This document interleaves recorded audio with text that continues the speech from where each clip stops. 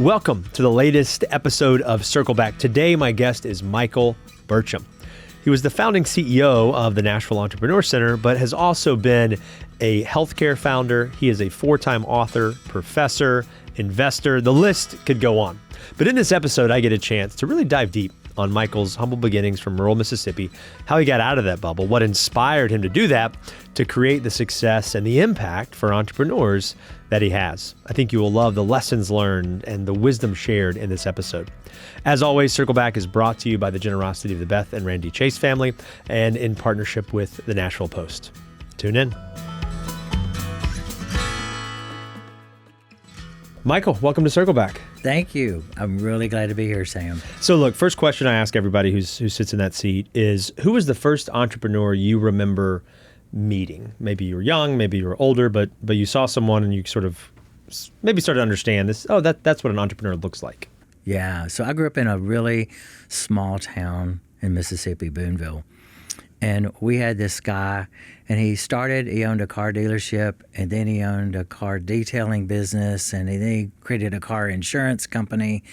And I always admired someone who had taken one thing and made 4, 5, 6 businesses out of it. And I thought, one day I want to be that.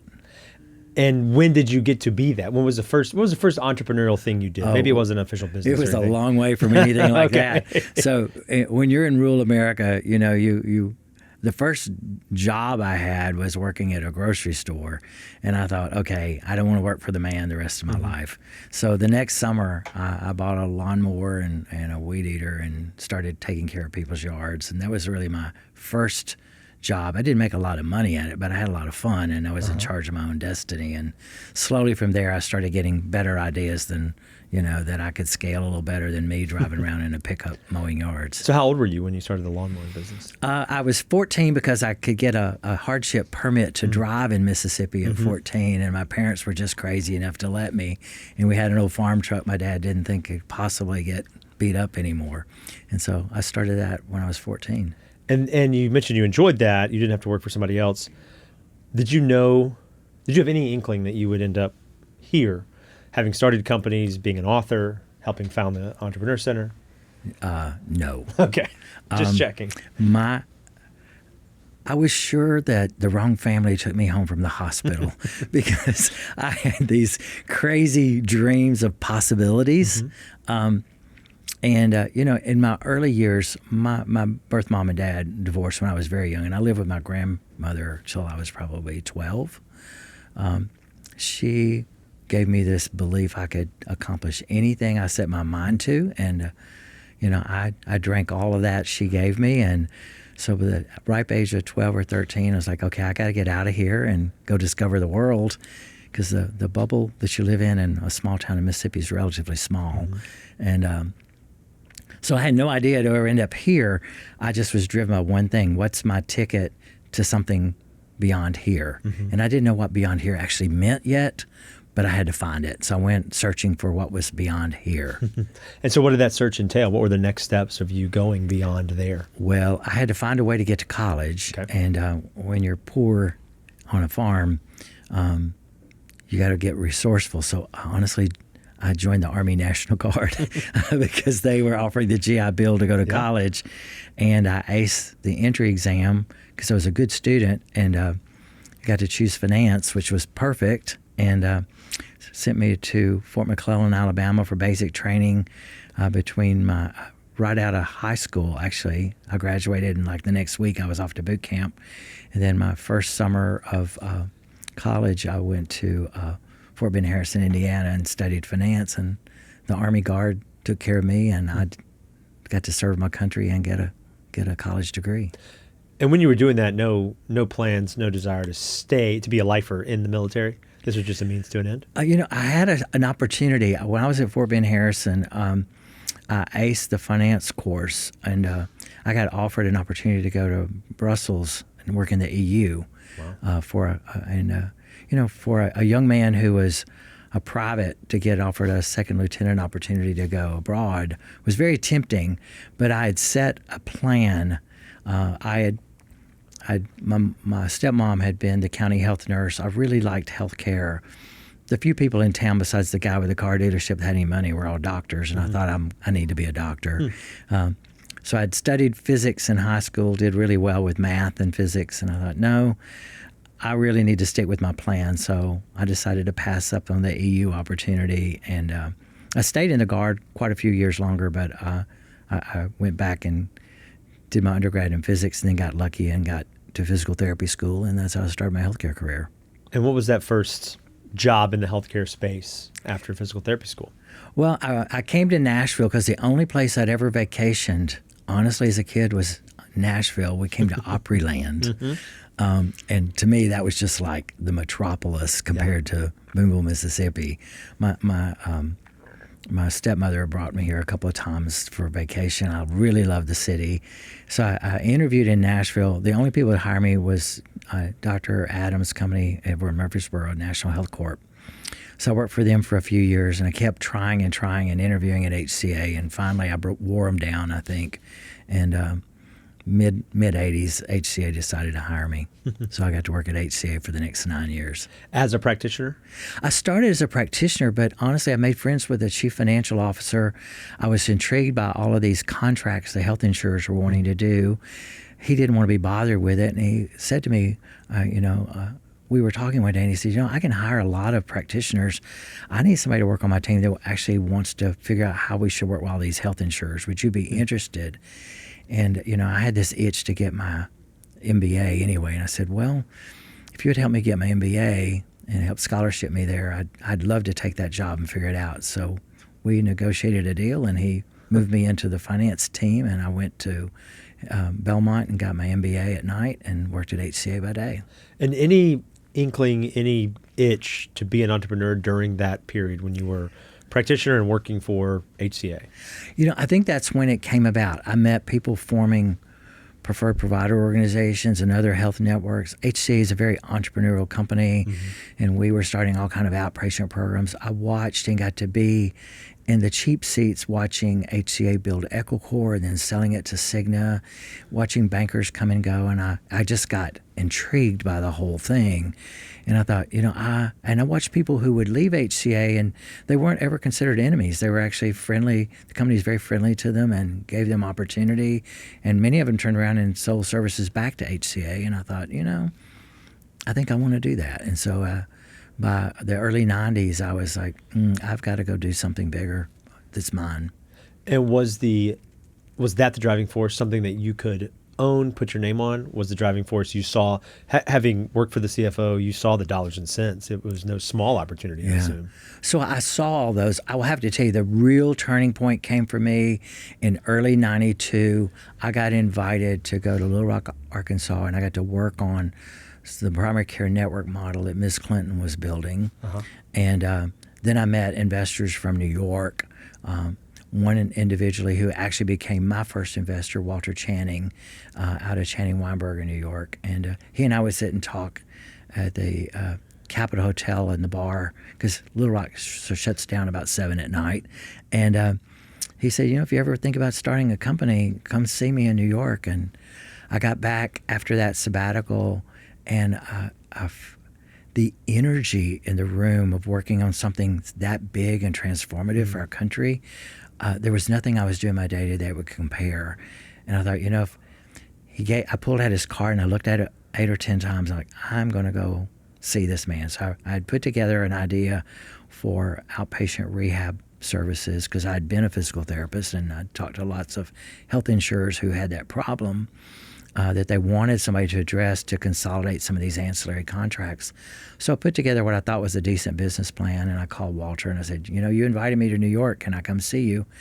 And actually, it was my first trip to New York. It was both exciting and terrifying all at the same time. But he was the kindest, benevolent investor I could have possibly had up front, and he helped me refine that plan, and he helped me raise capital, and within a year, Teraphysics was born. So this was no small start, this foray into healthcare. And arguably, it's hard to do a small healthcare startup. Very hard, yeah. So why bite off something so big? I don't think I appreciate how big it was at the time, or I probably would have been a little more afraid. But, at HCA, they do big things. And so compared to what HCA was doing, it seemed kind of small in comparison. I mean, I wasn't starting a 100-location outpatient surgery center model. But, in hindsight, yeah, it was a big undertaking. But I felt confident. I was young enough. I would just turn 31. So I was young enough to know no fear. Probably not old enough to be smart enough to know the problems I was going to face. And Walter really was beside me, helping me think about it. And I'd been a physical therapist, and I'd worked with health insurers for 8 or 9 years. So I knew the space. So I thought, what's the worst that can happen? If it didn't work, I'll go get a job. Yeah. And I think when you have that kind of outlook as an entrepreneur, you really don't have so much fear. Is I need to find the way this works. It's not will it work? It's how will this work? And I remember those first few years when I hit a few difficulties, it was never about this won't work. It's how do I make this work? What's the right model? And we shifted the model a few times, but I was determined this was going to work. I just need to figure out how. So let's unpack a few of those, because I've heard a couple of stories about this journey that you rode to some significant success. Give us some examples of some of that sort of figuring it out. Sometimes we call that pivoting, whether it was on the customer side, on the marketing, go-to-market side, or on the raising money side. I mean, you buried the lead a little bit on this New York trip that I've several times asked you to tell that story, and I do want you to repeat it here. But, that 31-year-old Michael, maybe let's start on the capital side, because you couldn't have done this without capital. No, I had to have capital. I went to everyone in Nashville that had capital to invest. I think I had 28 to 30 meetings, and I got 28 to 30 no's. Okay. And so I'm like, well, let's look outside of Nashville. And that's when I pulled out Walter's card and took the trip to New York. And I was very honest with him. I said, look, I've shopped this around Nashville. Most people think I'm too young and I've never done it before. You saw me at work in Little Rock. I think you believe in what I could do. Would you help me do this? And he said, absolutely. So he helped me refine the plan. I remember getting in a taxi with him and his partner in the middle of Manhattan, and we drove over to Rock Center to meet Ted McCourtney at Venrock. And he walked in and introduced me to Ted and said, Ted, this Michael, I'm going to invest in him. I think you should too. I'm going to sit outside and let Michael tell you the story. And I was terrified because this is a Rockefeller family fund. And I'm like, I got investors a fraction of this size is turning me down in Nashville, and I'm sitting here at the top of Rock Center with the head of the Rockefeller Fund. But it turns out he was from small town America too, and he loved my naive honesty. And he's like, "Hey, if Walter's in, I'm in." And I was able to leave Manhattan with an initial $5 million with a commitment for 5 more, and we got this thing started. Was that not necessarily a vote of confidence, but what did that do to buoy you after 30 no's, probably some self-doubt, some imposter syndrome? I've always dealt with adversity in my life. I think when you grew up poor on Medicaid, you always feel like you've got something to prove, and I always felt I had something to prove. I think that's helped me a lot over the years as an entrepreneur, because I never get full of myself. I try to keep a lot of humility and realize I still got a lot to prove. Even at 65 now, I got a lot to prove. So I think what it did for me is like, here's individuals who've gotten to know me as I am today. Not as I grew up poor, not the history, but they know me for what I'm doing now, and they believe. And that was really what gave me confidence, is I didn't have all that historical baggage that sometimes in our head holds us back. And they just saw a young person driven, wanting to do something meaningful in his industry, that was working hard, and they wanted to back me. And I'm like, hey, let's go do this.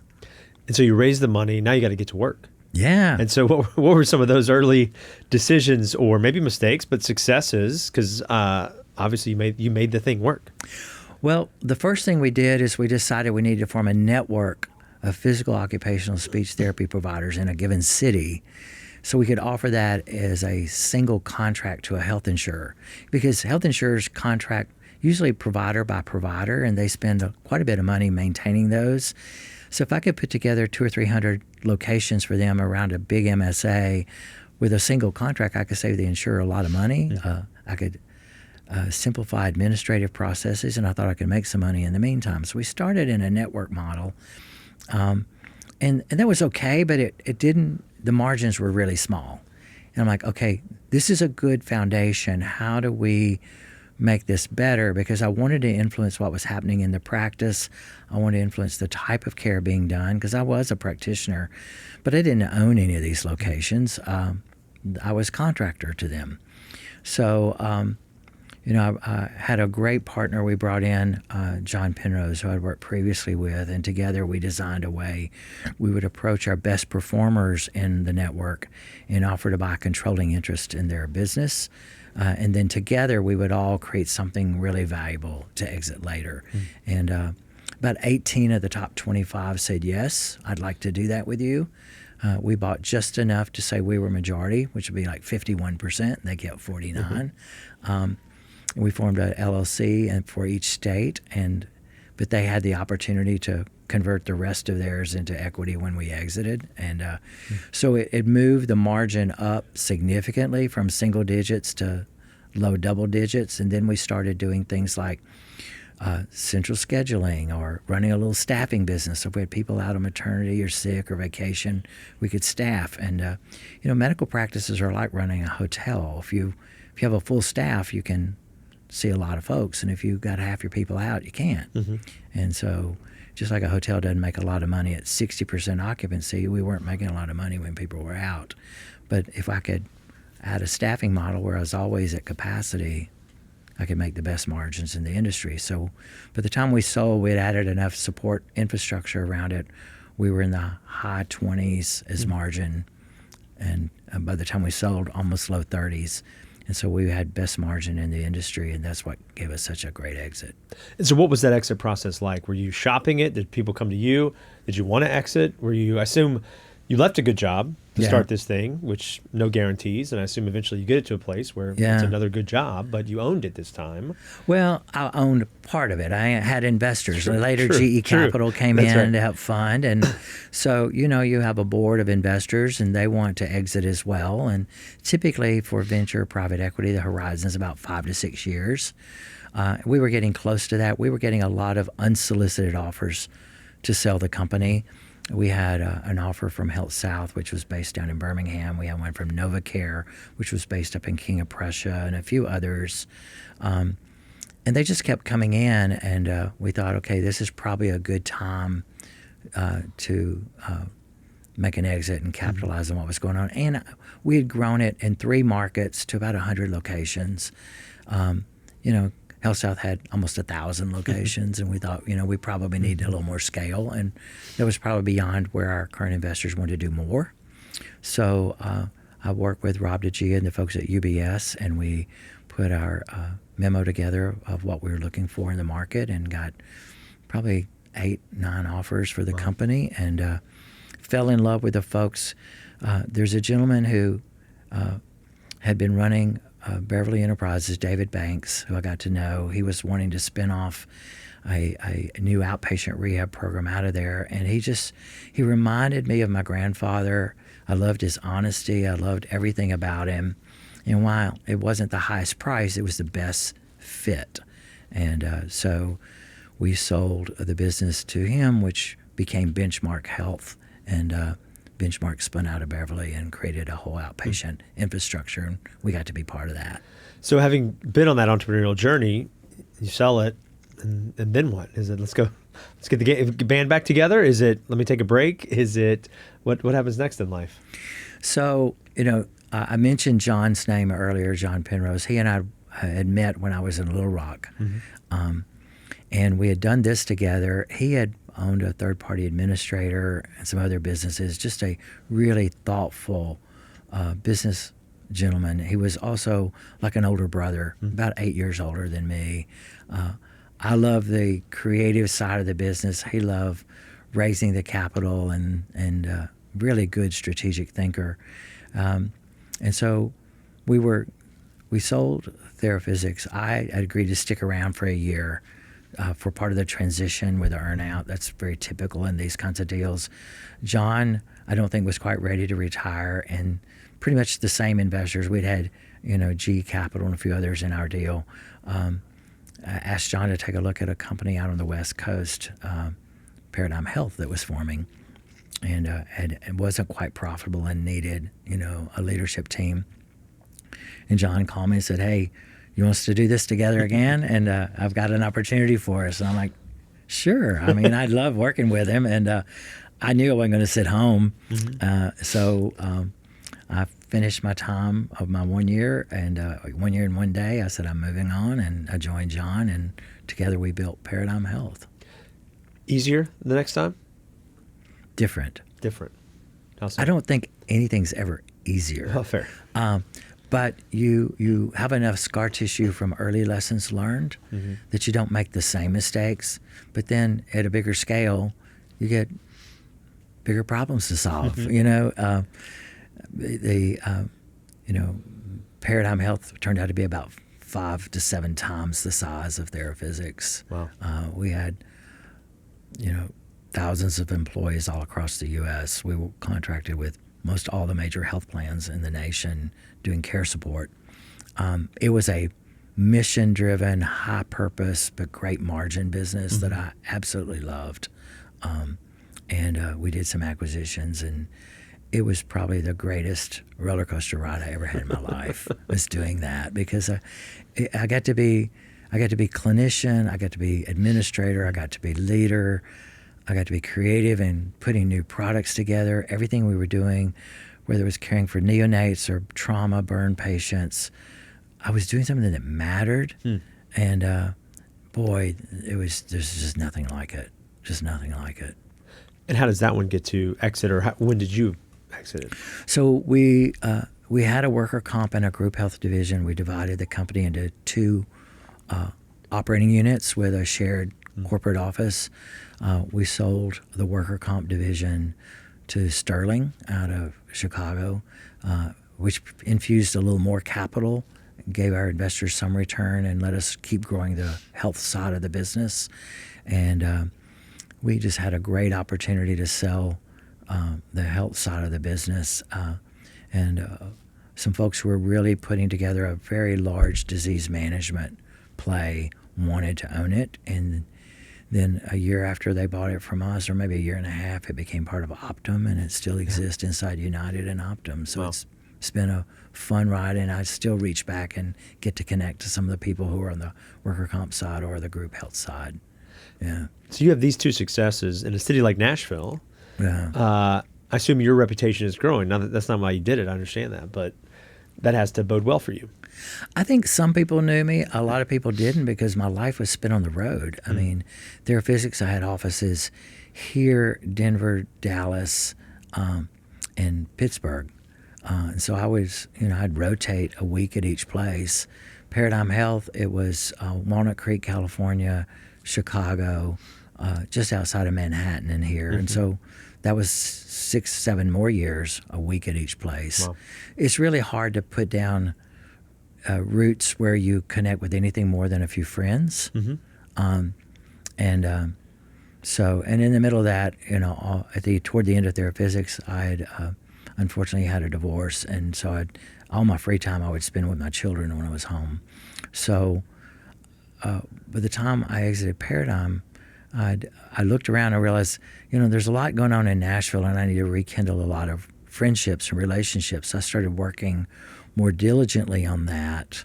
I taught at Vanderbilt throughout Paradigm, so I knew some people, and I got to know Janet Miller and a lot of the folks at the chamber, and they had been working on this idea of some entrepreneurial endeavor for Nashville, and I got involved in that group, and that's what led me to creation of the Entrepreneur Center. And so tell me about those early days. I've heard Janet's version. I've heard a couple versions here. Yeah. They all rhyme, but from where you sat. Isn't that how legends are made? Exactly.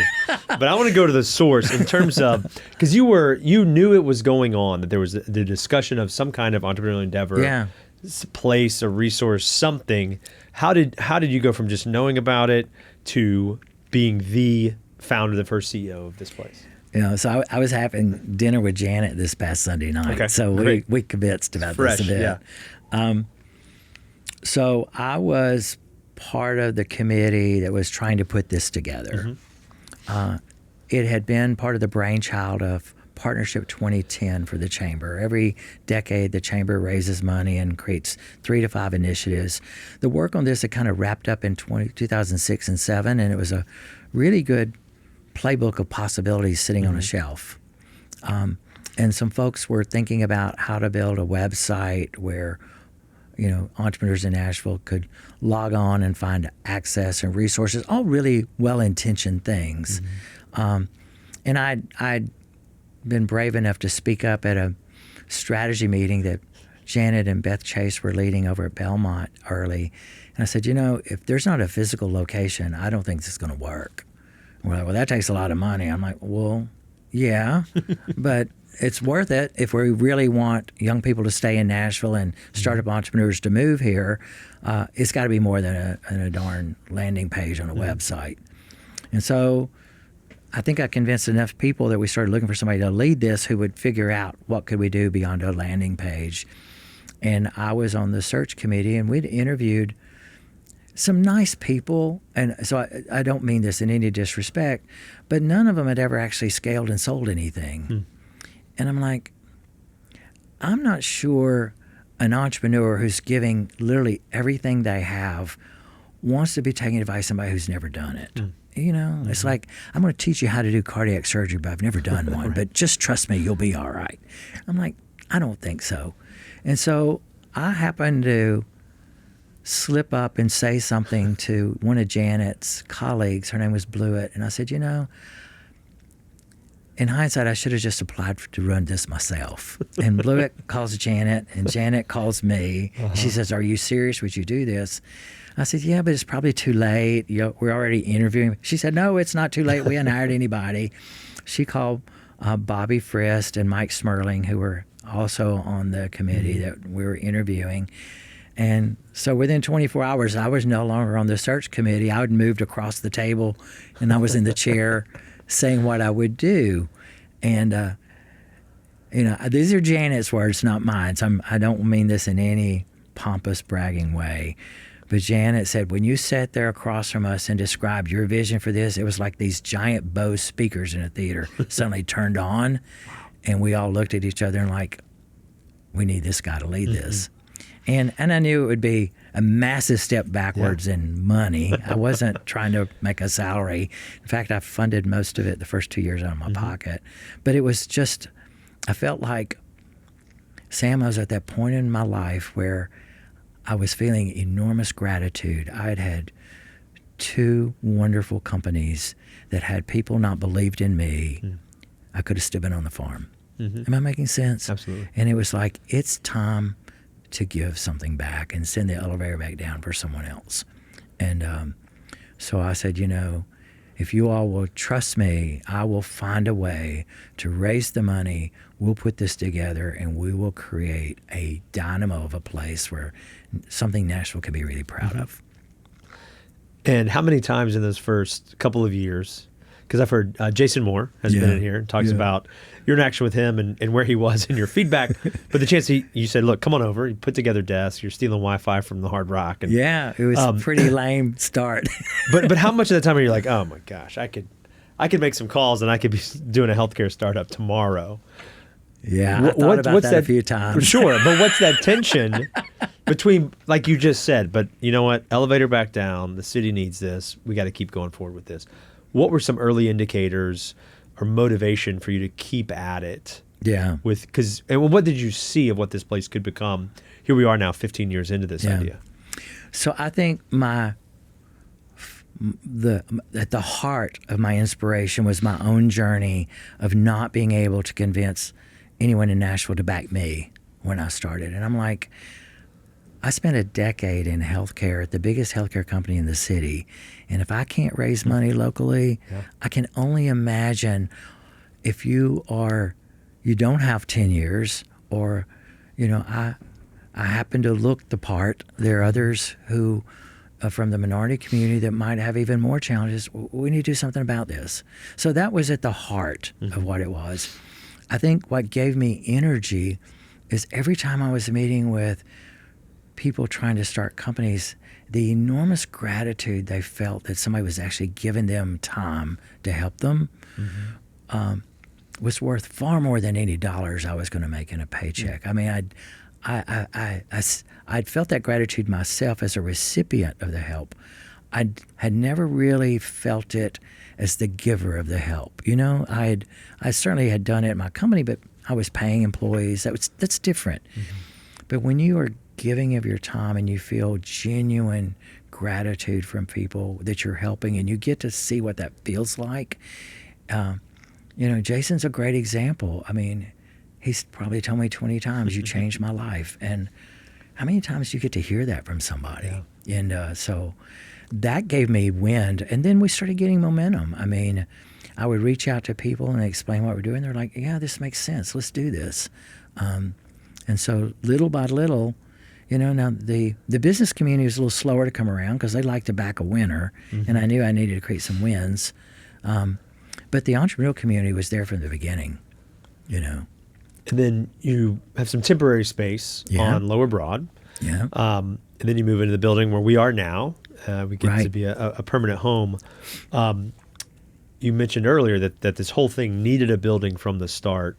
So talk about that transition, because this building in and of itself that we're in, 100 years old almost now, was almost like its own startup of figuring that piece out. This place was a disaster. It was surrounded by a fence with razor wire like a prison. The windows, you know, people would clearly walk by and throw rocks at the windows. They were mostly all blown out. The first day I walked in the building, I came in with the head of MDHA at the time. He was Superman who had just been gracious with some time. Lee Walton, who had been at Bassbury, was the chair of MDHA. And they walked me through this building. Literally, all these buildings were abandoned. Fortunately, they had been put on the historic register and couldn't be torn down because they were triple brick, bowed trusses, beautiful historical architecture that's in terrible disarray. And I walked through with them. The place was covered in bird doo-doo and old school chairs, and anything the city wanted to trash but didn't have a place to put in the landfill was inside this building. I mean, it took like 8 truckloads to get the crap out of here. And if you know this, the building was an old maintenance garage. And when it was built, I think in the 30s, people weren't as environmentally friendly as they are now. So the floor sloped from one end to the other. It would drop 30 inches. And then the sides, it was like a funnel. The sides were higher than the middle. And it was because when they would change oil or wash the city vehicles, they'd let all the water just run off into the Cumberland River or the oil, whatever it was. And so you could set a bowling ball at one end of the building and it would roll out the garage door at the other end. Just almost a perfect line. You just needed the bowling pins at the other end. And I'm like, okay, we got to figure this out because we can't tear it down, this triple brick walls, but we got to jackhammer up this floor and redo it. And I knew that'd be a pretty penny. So I convinced MDHA. I said, look, I'll go raise the money to renovate the building and I'll help you find tenants for the other building, but I need a perpetual lease that isn't costly. And so we worked out a deal that for $1 a year, we'd have the building if I could raise enough money to fully renovate it and help get other people in other buildings. So I called in some friends at the Center for Nonprofit. I called on Max and Ben Goldberg about creating a restaurant over here, which they did, became Pinewood Social. I called Clint, who was a friend of mine at Emma. He was thinking about other space. I said, hey, we're doing something on the hill. You ought to check it out. Sam Lingo, who had been my sidekick here, worked on with me a grant, and we went to EDA and got the single largest grant EDA had ever given a city for something like this. And I was able to convince the city to do some match and the state to do some match, which was really exciting. Clay Jackson worked with Susan Simmons, and we put together a capital campaign for some private money, and together we raised enough money to renovate the building to historical standards and get all the technology in, which at the time was pretty decent. I know you've since upgraded it, and the furnishings, and we opened the door with everything paid for with no debt. Yeah. And thousands of entrepreneurs have come in this building. Yeah. You know, it strikes me, your entire story, with your companies founding the EC, you didn't do any of this alone, nor have you ever claimed to. No. But you Oh my relied gosh. on other people, and we still preach that today. I think anybody who understands entrepreneurship knows that this is not a solo journey Ever. by any point. Ever. How do you continue, even what I know of you today, but especially during those critical formation points with your companies, with the EC, you've kept these relationships, you rely on these relationships. Sure. You're not afraid to ask people for help. Right. Where did that come from? Is that something you work on? How can somebody who wants to be an entrepreneur lean into that? Yeah. You know, I think it comes from, my father was a minister. My stepmom was a nurse. They gave before they ever expected anything back. And I watched that as a young man. And it just became part of, I think, my DNA. And then as I got into leadership, what I began to understand is the more you develop people and invest in them and believe in them, they can do more than they ever imagined they could do, as long as you believe in them and get behind them and support them. And you don't become overly critical of a failure, but take it as a lesson learned. And there's always lessons to learn in any setback. So my whole philosophy has been try not to burn any bridges. Assume you want this person in your life for the next 20 to 50 years and invest. Yeah. And that's why Sam and Clay and John Murdoch and I, which we were the crazy four that started this thing, are still best friends and together. It's why so many folks like you, I mean, I met you originally through Al Cato at the Community Foundation, and here we are working together. Yeah. David Furs, who actually taught me in my MBA, and then I turned around and taught his son, and then I was best man at his wedding, and he turned out to be best man at mine, and best friends, and started our mentor program. So I've never believed I could do any of this by myself. I've always known if you don't have a great group of people around you, your dreams never become real. But in order for them to become real, you have to give people the opportunity to lead. You have to invest in them professionally and personally, and you got to help them find the confidence that they may not have themselves at the time, and they will surprise you. And I've been really fortunate, and through Teraphysics, through Paradigm Health, through the Entrepreneur Center, and now my work at Shore. That's just been true. I'm a lucky man. I have so many friends who extend way beyond 2 or 3 decades. And I don't think that's something most people have in their life. So talk to us about what happens after the EC. You mentioned you're at Shore now. You're an author. We're going to talk about this book. You taught for several years, still teach. Yeah. So how do you decide, what to do after founding this place, having those early wins? What happens next? And we want to get into how you're still helping entrepreneurs, arguably more than ever. So, I thought I would do this for 3 years. I stayed a little over 5. Okay. But it's a 6 to 7 day a week commitment, as you know, and it isn't 8 to 5. And so, I'm smart enough to know when I've given something everything I can. And I had raised the money, got this place open, put programming together, found some sources of capital. Jason and 3 dozen other people had gotten companies started around town, but I was just tired. And I thought, okay, what do I want the next chapter to be? And I think the board was wanting to catch their breath too, because I'm a builder. I'm not somebody who sits and just runs something. I build things. And the minute we're going into maintenance mode, I have to move on. Yeah. And I could feel the board was ready for a year or two of just let's maintain and make sure this is good before we keep building. And I thought, I understand that. I totally understand that. But I'm not the guy to maintain. Yeah. I'm the guy to build. And so it was just with my own fatigue, with where I thought the board's temperature was of wanting to maintain, and knowing I could never be happy, I would start tinkering with and taking something good and trying to make it perfect and drive people crazy. And I thought it's probably time for me to do something different. Right after I left here, I did start a third company, Naris Health. It happened because I'd lost 2 relatives, including my son, and I wanted people to have good deaths, and I also wanted better care management for people who were facing critical, life-threatening kinds of things. Our customer base there became large self-funded employers, and we had an opportunity to place that with a very large third-party administrator. But in the middle of that, I kept having this itch to help entrepreneurs. I was missing what I'd done here, to be honest with you. But I wanted to do it in a different way. I started working with Shore, honestly, when I was still here at the EC, because when Justin founded it, there really wasn't capital to pay people anything. So he would give me some equity to help with sit on a board, do some diligence, and it gave me an outlet beyond my nonprofit work. So when I left here, I started doing more with him on a part-time basis, and we became really good friends. And when Nara sold, he had said, would you come on full-time? And I saw it as an opportunity to really invest in helping entrepreneurs grow their businesses. We could put a lot of capital to work. It gave me the freedom to continue to teach at Vanderbilt and write some books, speak, do some coaching.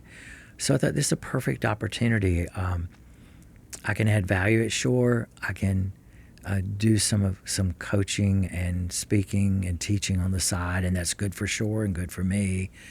And I have the perfect life, honestly. I get to do every day is an adventure to get up and see what the day brings, which entrepreneurs are going to meet today. How can I help a Shore company be better? I spend my Sundays writing, and I'm into starting my fourth book about entrepreneurship now, and I'm absolutely loving it. So let's talk about the two that we've got here for the folks who see the camera. Yeah.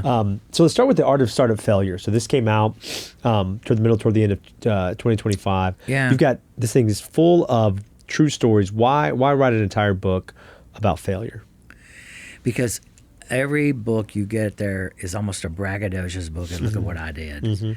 And more entrepreneurs deal with failure than success. And if you talk to even the successful ones, if they're really honest, they'll tell you they almost died 4 times before they got it right, or their company almost died. And I thought, it's time to write a truth-telling book. So it's organized in 23 chapters, and so there's 46 stories, and I curated these. I come up with what I thought were the 25 to 28 most common mistakes made, and I settled on 23 stories. And every chapter is a story of a failure, and it's actually a company I tried to help, and I've made it anonymous so I don't embarrass anybody. And then every chapter has a company who did that right, and they're named. And then there's lessons learned from each and some methods of reflection. And so, yes, it's a book about failure, but it's also a book about resiliency and what you can do instead. So it's like, if you've tried this and it's not working, guess what? You're not the only one.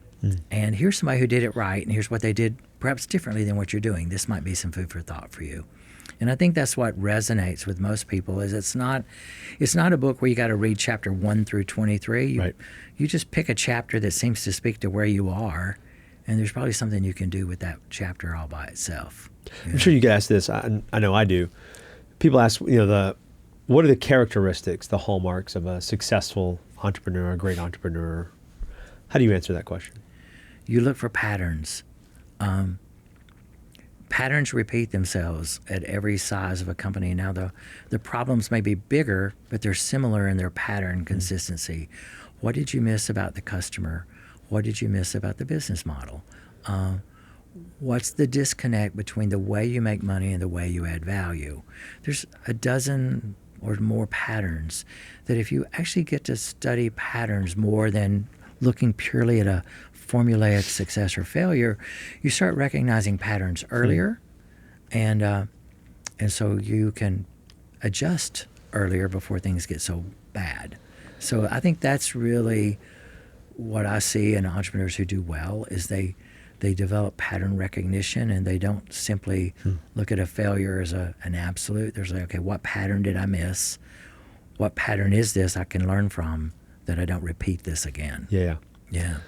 And so how does that relate then to the newest book that's Yeah. out? Is the 7 Deadly Emotions of Entrepreneurship, which again, a little bit different format. I think folks will really like this, that it, I flipped through this. It's not just a bunch of words on pages, but I see diagrams, places I can write. It's a comedy of errors. Yeah. in So this. tell us about this and what, because your 4th book, I mean, Yeah.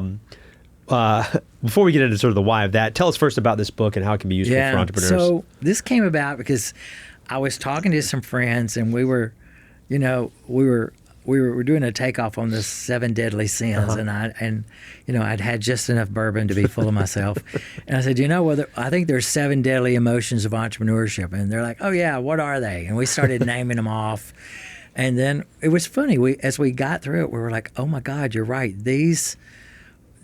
What entrepreneurs feel is some combination of these emotions, and I said, all right. I'm going to take each one of these and do a little writing about how it affected me. It's everything from an imposter syndrome to, feeling regret or remorse. I mean, one of the stories in there, I'd gone to meet with the largest investor in Nashville. I won't name them, but at the time, if you go back into early 90s of who were the largest investor, it's very easy to figure out. And they knew HCA really well. And I'd been at HCA, and I'm like, oh, this could be a friendly meeting. They know me. They know the company. I was thinking they may not put a lot of money in. They'll put something in. You're full of yourself a little bit. Yeah. I walk in there, and this guy says to me, he says, what the hell are you thinking leaving HCA? Wow. That was his first words. Wow. He's like, do you know how hard this is going to be? And you're probably going to fail at this, and you left a great company. How's your family feel about that? Talk about feeling small. I was going to say. And this before you even shared a slide? I was going in to share a pant, and we're sitting down to coffee, and those are the first words out of his mouth. And I'm like, well, this could be a short meeting. Isn't That's it? right. I get to my car, and I can't even turn the ignition. I'm so frozen with anxiety. And like, what the hell am I really doing here? I've got a young family at home. I got a mortgage. I have left a great job making great money at my age at HCA. What was I thinking? Yeah. And it took me probably 15 minutes sitting there just to get my composure together to actually drive out of the parking lot. Wow. But on the drive home, I had a pep talk with myself and like, look, you clawed your way off a farm. You figured out how to survive the Army. You've done great work at HCA. You've got this. He doesn't know who you are. He doesn't know you. He's drawing conclusions. And you are coming at this from a sense of purpose that he probably will never understand because he's never run a company. Shake it off. Get back to work. And so by the time I got home and I walked in and I looked at my little kids and I'm like, they're not going to grow up hungry. This is going to work, and this is how it's going to work. And it was actually the best whack on the head I could have got because it gave me a massive dose of humility, but more importantly, it filled my tank with so much, watch it, I'm going to show you. Because, I've always come back from adversity, and the minute somebody tells me I can't do something, by God, sit back and watch and get you some popcorn because I'm about to do it. And that's just been the story of my life is you tell me I can't, I'll show you. That's one thing. One characteristic. How I answer the question. One of those is grit. Oh, absolutely. But it's understanding. And I think you would say this. I know you addressed this in the Art of Startup Failure.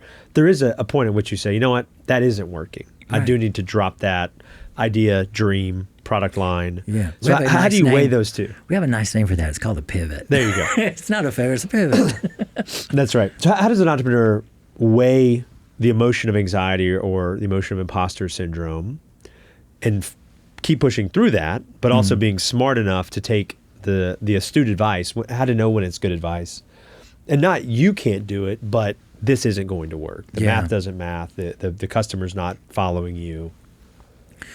So I use 3 points to help me get there. One of them is I keep working on the business model.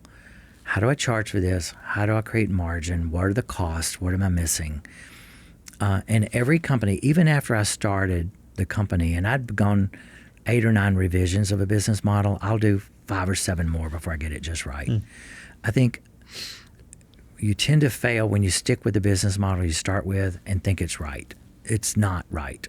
It's better than it was, but it's still 5 or 10 degrees off of true north for a win. And you got to be just dogmatic about constantly evaluating your business model till you really get it right. That's point one that helps me know when to pivot or adjust.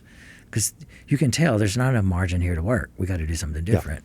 Yeah. The second is, what reaction am I getting from potential customers? Am I getting the reaction that's like, I don't think I need this?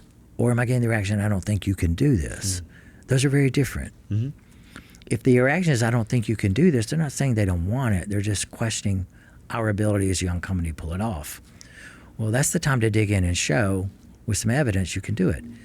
If they're not so sure they have this problem to solve, that probably means you need to adjust. You're maybe not framing their pain in the way they're willing to pay for a solution. So I really try to discern when I'm meeting with customers, which of it is it? Is this me thinking this is the problem and they don't, or they agree the problem's there, they just don't think we're ready to solve it? And both of those are legitimate things to consider. I think the third is looking for data patterns. You know, instead of quarterly milestones, I try to do weekly microstones and say, week to week, am I feeling any momentum or not? And if 4 or 5 weeks go by and there's not some momentum, you better do something. Those 3 things really help me navigate. Now, that took me, honestly, Sam, that took probably a decade and a half to figure out. Fair. And I wish I figured it out earlier. But once I figured that out, I was able to make adjustments much faster. And I think for people who do more than one company, don't you think you get to that point, you start figuring out what are those 2 or 3 guideposts that help me know which is, those are mine. Yours may be a little different, but those are mine. No, the momentum piece especially, I had one of my early investors say, we were able to raise money because we had a proof of concept, and he said, all right, you've gotten momentum. He goes, now the real trick is how do you keep it? Yeah. And I still remember that, and I still give that to people as advice, because a lot of people may just have something that's novel in the marketplace or new, shiny, different. And that was a critical piece that I still think about even in my day-to-day here of like, okay, we've got some momentum. How do you, because keeping it sometimes is harder than generating it to begin with. Or even stepping it up. I mean, you know, you're one of the chapters in this book, Artist Art of Failure. You're one of my success stories. And I remember in your story, when you discovered corporate gifting, it was a game changer. It was, and again, to credit you, I mean, this is part of the story here of, you know, I always knew about the EC. I didn't attend an accelerator, but was later years an advisor. But you gave me 20, 30 minutes one day, and we sat in the Ingram boardroom. I was telling him what we're doing, this little subscription box idea, and you were like, look, that's fine. But until you, it's cute. Yeah, you were like, that's nice. And I was like, thank you. And you're like, you told me, you're like, you know, the corporate space. Yeah. And your idea was, look, you need to go after these large corporate gift companies. Yeah. Because the second you start stealing market share, then they're going to come want to acquire you. That's right. And I was like, okay, that's nice. That sounds fine. But no, we're this cool thing. And, you know, I wanted thousands, hundreds of thousands of people to subscribe. I wanted to be probably known. I wanted to feel like all these folks were doing that. But to your credit, your wisdom, and what the chapter talks about is once we embrace that, because and thank God Vanderbilt called us because they said we want these corporate gifts. And when I realized on that phone call that my profit margin would be 3 times what it was on the direct to consumer, I was like, yeah, maybe that's worth considering. And the funny thing is, you got more direct to consumer because every one of those people that got a gift, then they saw what it was. They said, wow, I love what Batch is doing. I think I'm going to order some for me and some of my friends. And we'll go jump in. And so you actually fed your direct consumer model through a corporate gift program that gave you a higher margin. Well, and that's what, let's talk about that for a little bit. As you right now, you have an active LinkedIn profile. Folks can sign up for a weekly newsletter. You mentioned that's how you spend your Sundays. You also recently have really wanted to focus on a narrow audience, but a narrower audience, but a relevant audience. Yeah. Talk about that process and why these books are focused on this audience and how that's worked for you and allow you to really go deep in this area. Because I think there's an important lesson there for entrepreneurs who, some people may have a mass market product. Yeah, you got to reach millions of people. Good luck. But other folks, if they can really just focus in on fewer customers, but better customers. Sure. How does that translate into your audience now and how you're able to still help entrepreneurs through your writing, teaching, speaking? Sure. Thank you for the question. So I'm very much, I believe in eating my own words or eat my own dog food, if dog you will. food, yeah. So these first 2 books were really to help any startup do better, Okay. or anyone trying to scale do better. And the book on the emotions was really for the entrepreneur who was feeling lonely to say you're not alone. And every one of these emotions you feel, guess what? We've all felt it. Even the most successful entrepreneurs may never admit it, but they felt every one of these things. But in narrowing the audience, what I really want to spend the next chapters of my life doing, and I'm getting to do this with Shore, and I want to do it on the personal side too, is I want to narrow an audience to people who really are thinking about scaling for impact. And so I do some one-on-one coaching. I'm going to do a small mastermind, probably no more than 40, 50 people total, of really like-minded people who are really driven for growth and impact, and also subscribe to my philosophy that as they have success, they'll also send the elevator back down. Because I want something that will be meaningful long after I'm gone, and there'll be more people doing that. I see many people who have success and they want to go to the beach and sit under an umbrella, and that's fine. I mean, it's a personal choice. I'm looking for people who sitting on an umbrella sounds awful. What they really want to do is give something back. And so I love to coach people who feel that way. And I'm so blessed at Shore. We have so many wonderful leaders who feel that way. And then I'm developing a mastermind model where I can do meetups, in-person things with like-minded entrepreneurs who want to scale and make impact and do something that is transformative, but they also want to give back and help younger entrepreneurs. And so that's my refinement. The next book I'm working on is called Blood, Sweat, and Equity. It's basically how you survive in an investor-backed company. Excellent. And how you thrive in an investor-backed company, because I've been part of Shore now 15 years, and I watch entrepreneurs who come into an investor-backed model who really don't quite understand how to take advantage of the opportunity. I mean, you know, when we started our companies, 500,000 to $1 million sound like a lot of money. But what if somebody was willing to put 30 to 50 million behind you? What would you do? And for many founders and early CEOs, that's hard to wrap their head around. Of when I have that kind of opportunity to scale, how do I not squander it? And how do I do something that's transformative to an industry? And I want to help people who want to transform markets and industries. Well, Michael, thank you. You're someone who has, as this podcast series says, has circled back. And I know I've benefited from your legacy, your input. And so I want to personally say thank you, but also on behalf of the audience and the EC, thanks for sharing with us today. Thanks for these books. Thanks for all of your impact. And thank you for stepping up and carrying on what I had the privilege to start. You're welcome. It's really exciting to see you here and to see the Entrepreneur Center thriving. Thanks. That was my interview with Michael Burcham, founding CEO of the Entrepreneur Center, healthcare founder, investor, author, professor. You heard it all. A big thanks to Michael for spending time with us today, sharing his wisdom, his stories. Hopefully you learned something from that. As always, Circle Back is brought to you by the generosity of the Beth and Randy Chase family in partnership with the Nashville Post. Be sure to listen, to subscribe, to share, and to review wherever you enjoy podcasts. We'll see you next time.